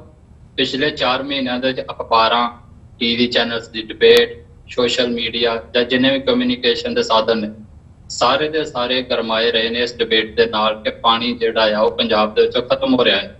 ਜਾਂ ਇਸ ਗੱਲ ਦੇ ਨਾਲ ਕਿ ਪੰਜਾਬ ਦੇ ਵਿੱਚ ਪਾਣੀ ਦੀ ਜਿਹੜੀ ਅਵੇਲੇਬਿਲਿਟੀ ਆ ਉਹ ਬੜੀ ਥੋੜੀ ਆ, ਘਟਦੀ ਜਾ ਰਹੀ ਆ। ਜੀ ਉਹਨਾਂ ਦੇ ਸਾਹਮਣੇ ਦੁਨੀਆ ਦੀ ਅਲੱਗ-ਅਲੱਗ ਐਗਜ਼ਾਮਪਲਸ ਆ ਰਹੀਆਂ ਸੀ। ਚੇਨਈ ਆ ਰਿਹਾ ਸੀ, ਸਾਊਥ ਅਫਰੀਕਾ ਦਾ ਜੋਹਾਨਸਬਰਗ ਆ ਰਿਹਾ ਸੀ, ਸੋ ਇਸੇ ਤਰੀਕੇ ਨਾਲ ਇੱਥੇ ਦਾ ਗਵਾਲੀਅਰ ਆ ਰਿਹਾ ਸੀ ਜਿੱਥੇ ਟੈਂਕਰਾਂ ਨਾਲ ਪਾਣੀ ਜਾ ਰਹੇ ਨੇ। ਸੋ ਉਹ ਸਾਰੀਆਂ ਚੀਜ਼ਾਂ ਤੋਂ ਡਰਦੇ ਉਹਨਾਂ ਨੂੰ ਇੱਕ ਖਦਸ਼ਾ ਸੀ ਕਿ ਕਿਤੇ ਪੰਜਾਬ ਦੇ ਵਿੱਚ ਇਹ ਹਾਲਾਤ ਨਾ ਬਣਨ। ਸੋ ਜੀ ਉਹਦੇ ਵਿੱਚ ਇਹ ਗੱਲਾਂ ਕਰਨ ਲੱਗ ਪਈਆਂ ਸੀ ਕਿ ਜਿਹੜਾ ਗੈਰ ਰਾਈਪੇਰੀਅਨ ਸਟੇਟਸ ਨੂੰ ਪਾਣੀ ਜਾਂਦਾ ਹੈ, ਚਾਹੇ ਰਾਜਸਥਾਨ ਆ, ਚਾਹੇ ਹਰਿਆਣਾ ਆ, ਚਾਹੇ ਦਿੱਲੀ ਆ, ਇਹਨਾਂ ਦਾ ਪਾਣੀ ਢੱਕਿਆ ਜਾਵੇ, ਜਾਂ ਘੱਟੋ ਘੱਟ ਇੱਥੇ ਤੱਕ ਗੱਲ ਤੇ ਆਉਣ ਲੱਗ ਪਈ ਸੀ ਕਿ ਜੇ ਇਹ ਪਾਣੀ ਜਾ ਰਿਹਾ ਹੈ ਤੇ ਇਹਨਾਂ ਦੇ ਕੋਲ ਉਸ ਦਾ ਮੁਆਵਜ਼ਾ ਲਿਆ ਜਾਵੇ। ਔਰ SYL ਨੂੰ ਬਣਨ ਦੀ ਗੱਲ ਕਿਤੇ ਵੀ ਨਹੀਂ ਸੀ ਕਿ ਕੋਈ ਵੀ ਗੱਲ ਕਰਦਾ ਤੇ ਸਾਰੇ ਸਾਫ਼ ਮਨਾ ਕਰਦੇ ਕਿ SYL ਜਿਹੜੀ ਉਹ ਨਹੀਂ ਬਣਨੀ ਚਾਹੀਦੀ। ਜੀ ਸੋ ਇੱਕ ਤੀਸਰਾ ਐਂਗਲ ਜਿਹੜਾ ਮੈਂ ਵੇਖਦਾ ਪਾਣੀ ਦੇ ਨਾਲ ਰਿਲੇਟਡ ਇਹ ਆ ਕਿ ਜਿਹੜੇ ਲੋਕਾਂ ਨੂੰ ਇਸ ਪ੍ਰਭਾਵ ਇਸ ਹੜ੍ਹਾਂ ਦੀ ਮਾਰ ਹੇਠ ਲਿਆਂਦਾ ਗਿਆ ਹੈ, ਘੱਟੋ ਘੱਟ ਉਹਨਾਂ ਦੇ ਮਨਾਂ ਦੇ ਵਿੱਚ ਕਿਤੇ ਨਾ ਕਿਤੇ ਕੁਝ ਕੁ % ਜਿਹੜੇ ਲੋਕ ਨੇ ਉਹਨਾਂ ਦੇ ਮਨਾਂ ਦੇ ਵਿੱਚ ਇਹ ਗੱਲ ਜ਼ਰੂਰ ਇਹਨਾਂ ਪਾ ਦਿੱਤੀ ਹੋਵੇਗੀ ਕਿ ਬਹੁਤ ਸਾਰਾ ਪਾਣੀ ਹੈ ਪੰਜਾਬ ਦੇ ਵਿੱਚ, ਜੇ ਤੁਸੀਂ ਹੋਰ ਢੱਕੋਗੇ ਤਾਂ ਤੁਸੀਂ ਪਾਣੀ ਦੀ ਮਾਰ ਹੇਠ ਆਓ। ਜੀ ਇਹ ਗੱਲਾਂ ਇਹਨਾਂ ਨੇ ਆਉਣਗੀਆਂ। ਪਰ ਜੇ ਇਹਨੂੰ ਟੈਕਨੀਕਲੀ ਦੂਜੇ ਰੂਪ ਵੇਖਿਆ ਜਾਵੇ ਕਿ ਜਿਹੜੀ ਸਤਲੁਜ ਆ ਉਹ ਸਾਰਾ ਸਾਲ ਸੁੱਕੀ ਰਹਿੰਦੀ, ਸਤਲੁਜ ਦਰਿਆ, ਬਿਆਸ ਦਰਿਆ ਦੇ ਵਿੱਚ ਪਾਣੀ ਆਉਂਦਾ ਹੈ। ਪਰ ਜਿਹੜਾ ਹੜ੍ਹ ਆਇਆ ਆ ਉਹ ਬਿਆਸ ਦੇ ਬਹੁਤੇ ਇਲਾਕਿਆਂ 'ਚ ਨਹੀਂ ਆਇਆ, ਜੀ ਉਹ ਜ਼ਿਆਦਾ ਸਤਲੁਜ ਦੇ ਜਿਹੜੀ ਮਾਰ ਹੇਠ ਇਲਾਕੇ ਆਉਂਦੇ ਨੇ ਉਹਦੇ ਵਿੱਚ ਆਇਆ ਆ। ਸੋ ਮਤਲਬ ਇੱਕ ਦਰਿਆ ਜਿਹੜਾ ਸਾਰਾ ਸਾਲ ਲਗਾਤਾਰ ਵਗਦਾ ਸੀਗਾ, ਜਿਸ ਦੀ ਥੋੜੀ ਮੈਨੇਜਮੈਂਟ ਕੀਤੀ ਜਾਂਦੀ ਸੀ ਪਾਣੀਆਂ ਦੀ, ਉਹ ਨੁਕਸਾਨ ਨਹੀਂ ਕਰਦਾ। ਜੀ ਜਿਹੜਾ ਦਰਿਆ ਤੁਸੀਂ ਸਾਰਾ ਸਾਲ ਢੱਕੀ ਰੱਖਦੇ ਹੋ ਜਿਹਦਾ ਪਾਣੀ, ਉਸ ਨੂੰ ਜਦੋਂ ਤੁਸੀਂ ਉਸ ਇਲਾਕੇ ਦੇ ਲੋਕ ਜਦੋਂ ਬੋਲਦੇ ਨੇ ਕਿ ਸਾਨੂੰ ਪਾਣੀ ਚਾਹੀਦਾ ਹੈ, ਉਹਨਾਂ ਨੂੰ ਫਿਰ ਇੱਕਦਮ ਇਹਨਾਂ ਦਿੱਤਾ ਜਾਂਦਾ ਹੈ ਕਿ ਉਹ ਹੱਥ ਖੜੇ ਕਰ ਜਾਂਦੇ ਨੇ ਕਿ ਸਾਨੂੰ ਨਹੀਂ ਚਾਹੀਦਾ। ਸੋ ਇੱਕ ਤੀਸਰਾ ਐਂਗਲ ਵੀ ਇਹਦਾ, ਲੋਕਾਂ ਨੂੰ ਆਪਣੇ ਹੀ ਹੱਕਾਂ ਦੇ ਖਿਲਾਫ ਕਰਨਾ ਵੀ ਇੱਕ ਜਿਹੜਾ ਇਹਦੀ ਕੋਸ਼ਿਸ਼ ਹੋ ਸਕਦੀ ਆ ਕਿ ਜੇ ਤੁਸੀਂ ਬੋਲੋਗੇ ਤਾਂ ਅਸੀਂ ਕਦੀ ਵੀ ਤੁਹਾਨੂੰ ਜਿਹੜਾ ਆ ਉਹ ਨੁਕਸਾਨ ਪਹੁੰਚਾ ਸਕਦੇ ਹਾਂ, ਕਦੀ ਵੀ ਤੁਹਾਨੂੰ ਜਿਹੜਾ ਆ ਉਹ ਮੌਤ ਦੇ ਘਾਟ ਉਤਾਰ ਸਕਦੇ ਹਾਂ ਪਾਣੀ ਦੇ ਰਾਹੀਂ। ਸੋ ਇਹ ਵੀ ਇੱਕ ਕਾਰਨ ਹੋ ਸਕਦਾ ਹੈ, ਇਹਨੂੰ ਵੀ ਜ਼ਰੂਰ ਵੇਖਣਾ ਚਾਹੀਦਾ। ਔਰ ਇਹਦਾ ਜਿਹੜਾ ਪ੍ਰਭਾਵ ਹੈ ਉਹ ਸਾਨੂੰ 3 ਤਰੀਕ ਨੂੰ ਜਿਹੜੀ ਸੁਣਵਾਈ ਹੈ ਉਹਦੇ ਤੇ ਵੇਖਣ ਨੂੰ ਮਿਲੇਗਾ। ਜਿਹੜਾ ਵਿਰੋਧੀ ਫੈਕਟਰ ਆ ਉਹ ਇਸ ਗੱਲ ਨੂੰ ਰੱਖੇਗਾ ਅੱਗੇ ਕਿ ਇੱਥੇ ਤਾਂ ਪਹਿਲਾਂ ਹੀ ਹੜ੍ਹ ਆ ਰਹੇ ਨੇ, ਤੇ ਜੇ ਉਹਨਾਂ ਹੜ੍ਹਾਂ ਨੂੰ ਤੁਸੀਂ ਬਚਾਉਣਾ ਆ, ਉਹਨਾਂ ਨੂੰ ਕੰਟਰੋਲ ਕਰਨਾ ਆ, ਤਾਂ ਤੁਹਾਨੂੰ ਪੰਜਾਬ ਤੋਂ ਪਾਣੀ ਬਾਹਰ ਕੱਢਣਾ ਪਵੇ। ਸੋ ਇਹ ਐਂਗਲ ਉੱਥੇ ਰੱਖਣਗੇ ਫਿਰ। ਪਰ ਇਹਦੇ ਵਿੱਚ ਸਰਕਾਰ ਕੀ ਕਰਦੀ ਆ, ਕੈਪਟਨ ਅਮਰਿੰਦਰ ਸਿੰਘ ਦੇ ਜਿਹੜੀ ਪੇਸ਼ਕਾਰੀ ਹੋਵੇਗੀ ਇਸ ਕੇਸ ਦੀ, ਉਹ ਕਿਸ ਤਰੀਕੇ ਦੀ ਹੋਵੇਗੀ, ਉਹ ਇਸ ਨੂੰ ਕਿਸ ਤਰੀਕੇ ਨਾਲ ਟੈਕਲ ਕਰਨਗੇ, ਇਹ ਸਾਰੀਆਂ ਗੱਲਾਂ ਜਿਹੜੀਆਂ ਨੇ ਆਉਣ ਵਾਲੇ ਦਿਨਾਂ ਦੇ ਵਿੱਚ ਵੇਖਣੀਆਂ ਪੈਣਗੀਆਂ। ਔਰ ਇੱਕ ਗੱਲ ਜਿਹੜੀ ਹੋਰ ਇਹਦੇ ਵਿੱਚ ਬੜੀ ਦਿਲਚਸਪ ਆ ਉਹ ਇਹ ਆ ਕਿ ਜਿਹੜਾ ਕੈਪਟਨ ਅਮਰਿੰਦਰ ਸਿੰਘ ਆ ਉਹ ਜਦੋਂ 4 ਮਹੀਨੇ ਪਹਿਲਾਂ ਪਾਣੀ ਛੱਡਦਾ ਹੈ ਤੇ ਉਹ ਵੀ ਇਹੋ ਕਹਿੰਦਾ ਹੈ ਕਿ ਪੰਜਾਬ ਕੋਲ ਵਾਧੂ ਪਾਣੀ। ਤੇ ਸਾਰੀਆਂ ਇੱਕ ਕੰਟੀਨਿਊਟੀ ਵਿੱਚ ਵੇਖਣੀ ਚਾਹੀਦੀਆਂ ਗੱਲਾਂ ਨੇ ਕਿ ਕਿਤੇ ਇਹ ਪੰਜਾਬ ਦੇ ਵਿੱਚੋਂ ਪਹਿਲਾਂ ਹੀ ਲੁੱਟੇ ਜਾਣ ਵਾਲੇ ਪਾਣੀ ਦੀ ਜਿਹੜੀ ਮਾਤਰਾ ਹੈ ਉਸ ਨੂੰ ਵਧਾਉਣ ਦੀ ਗੱਲ ਤੇ ਨਹੀਂ ਹੋ ਰਹੀ, ਕਿਤੇ ਪੰਜਾਬ ਹੋਰ ਜ਼ਿਆਦਾ ਬੰਜਰ ਤੇ ਨਹੀਂ ਬਣਾਇਆ ਜਾ ਰਿਹਾ। ਇੱਕ ਏਰੀਆ ਜਿਹੜਾ ਹੈ ਤੁਸੀਂ ਉਸ ਨੂੰ ਪ੍ਰਭਾਵਿਤ ਕਰਦੇ ਪਏ ਹੋ, ਉਸ ਨੂੰ ਤੁਸੀਂ ਉਸ ਦਾ ਨੁਕਸਾਨ ਕਰਦੇ ਪਏ ਹੋ, ਉਹਨਾਂ ਨੂੰ ਇਹ ਸਬਕ ਸਿਖਾ ਰਹੇ ਹੋ ਕਿ ਤੁਸੀਂ ਪਾਣੀ ਦੀ ਜਿਹੜੀ ਡਿਮਾਂਡ ਆ ਉਹ ਨਾ ਕਰੋ। ਪਰ ਲੋਕਾਂ ਦਾ ਨਜ਼ਰੀਆ ਜਿਹੜਾ ਇਹਦੇ ਵਿੱਚੋਂ ਕਿੱਧਰ ਨੂੰ ਘੁੰਮੇਗਾ ਇਹ ਵੀ ਸਮਾਂ ਦੱਸੇਗਾ। ਜਿੱਦਣ ਲੋਕਾਂ ਦਾ ਜਿਹੜੇ ਪਾਣੀ ਨੇ ਹੋਰ ਜ਼ਿਆਦਾ ਲੁੱਟੇ ਜਾਣਗੇ ਤੇ ਉਸ ਬੈਲਟ ਦੇ ਲੋਕ ਜਿਹੜੇ ਨੇ ਕਿਸ ਲਾਈਨ ਦੇ ਉਸ ਪਾਰ ਖਲੋਣਗੇ ਜਾਂ ਇਸ ਪਾਰ ਖਲੋਣਗੇ, ਇਹ ਵੀ ਇੱਕ ਵੇਖਣ ਵਾਲੀ ਗੱਲ ਹੋਵੇਗੀ। ਪਰ ਸਾਡਾ ਇਹ ਸੁਨੇਹਾ ਜ਼ਰੂਰ ਆ ਉਹਨਾਂ ਨੂੰ ਕਿ ਇਹਨਾਂ ਦੀ ਮਗਰ ਦੀ ਖੇਡ ਨੂੰ ਜਿਹੜਾ ਸਮਝਿਆ ਜਾਵੇ ਕਿ ਇਹ ਹੜ੍ਹ ਜਿਹੜੇ ਨੇ ਇਹ ਵਾਕਈ ਇਸ ਗੱਲ ਵੱਲ ਇਸ਼ਾਰਾ ਕਰਦੇ ਨੇ ਕਿ ਪੰਜਾਬ ਕੋਲ ਬਹੁਤ ਜ਼ਿਆਦਾ ਪਾਣੀ ਆ, ਜਾਂ ਇਸ ਗੱਲ ਵੱਲ ਇਸ਼ਾਰਾ ਕਰਦੇ ਨੇ ਕਿ ਤੁਹਾਡੇ ਕੋਲ ਜਿੰਨਾ ਪਾਣੀ ਆ ਅਸੀਂ ਉਹ ਵੀ ਲੈ ਚਲੇ ਜਾਣਾ ਹੈ ਪੰਜਾਬ ਦੇ ਵਿੱਚੋਂ। ਇਹਨਾਂ ਨੂੰ ਉਹ ਜ਼ਰੂਰ ਸਮਝਣ ਪੰਜਾਬ ਦੇ ਕੋਲ ਵਾਧੂ ਪਾਣੀ ਨਹੀਂ ਹੈਗਾ। ਪੰਜਾਬ ਦਾ ਗਰਾਊਂਡ ਵਾਟਰ ਡਿਪਲੀਸ਼ਨ ਜਿਹੜੀ ਆ ਲਗਾਤਾਰ ਵੱਧਦੀ ਪਈ ਆ, ਦਰਿਆਈ ਪਾਣੀ ਜਿਹੜੇ ਨੇ ਉਹ ਲਗਾਤਾਰ ਲੁੱਟੇ ਜਾ ਰਹੇ ਨੇ। ਸਾਡੇ ਮਜਬੂਰ ਕੀਤਾ ਜਾ ਰਿਹਾ ਹੈ ਕਿ ਅਸੀਂ ਕਰੋੜਾਂ ਦੀ ਬਿਜਲੀ ਜਿਹੜੀ ਖਰਚ ਕੇ, ਕਰੋੜਾਂ ਦਾ ਖਰਚਾ ਜਿਹੜਾ ਕਰਕੇ ਹਰ ਸਾਲ ਆਪਣੇ ਬੋਰ ਡੋਕੇ ਕਰੀਏ, ਜ਼ਮੀਨ ਹੇਠੋਂ ਪਾਣੀ ਕੱਢੀਏ। ਔਰ ਤੁਸੀਂ ਵੇਖਣਾ ਇਸ ਵਾਰੇ ਹੜ੍ਹ ਆਏ ਨੇ, ਅਗਲੇ ਸਾਲ ਤੁਸੀਂ ਫਿਰ ਵੇਖੋਗੇ ਕਿ ਜ਼ਮੀਨ ਹੇਠਾਂ ਪਾਣੀ ਦਾ ਪੱਧਰ ਫਿਰ ਥੱਲੇ ਜਾਊਗਾ। ਇਹ ਕਾਰਨ ਸਾਨੂੰ ਆਪਸੇ ਇੱਕ ਦੂਜੇ ਦੇ ਨਾਲ ਲਾ ਕੇ ਵੇਖਣੇ ਚਾਹੀਦੇ ਨੇ।